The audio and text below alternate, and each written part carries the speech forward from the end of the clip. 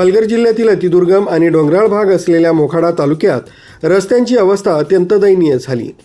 अनेक गावांमधील मुख्य रस्त्यांवर खड्ड्यांचं साम्राज्य पसरलंय. पादचाऱ्यांना चालणंही जिकिरीचं बनलंय.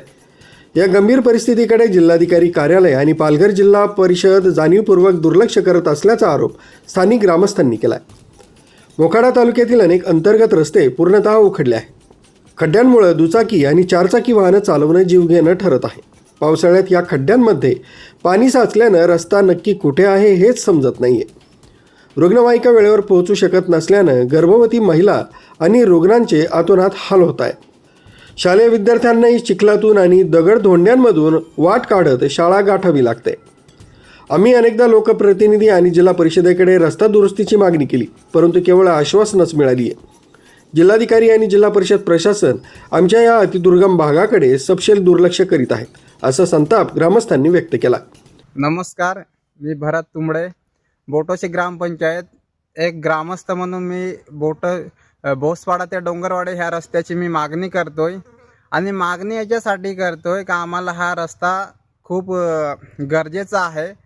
आणि कुर्लोद, बोटोशी, पाथर्डे ह्या माणसांना जो हा रस्ता जर बनवला, जास्तीत जास्त 15 मिनिटाचा रस्ता आहे खोडाळ्याला जायचा.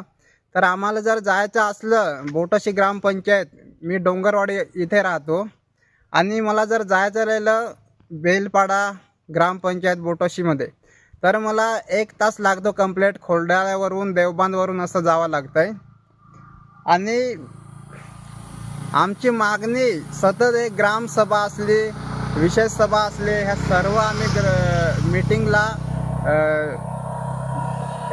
याच्याकडे आपले काय PWD, बांधकाम विभाग, जिल्हा परिषद यांच्याकडे आम्ही सातत्याने मागणी करतो का आमचा रस्ता बनवून द्या.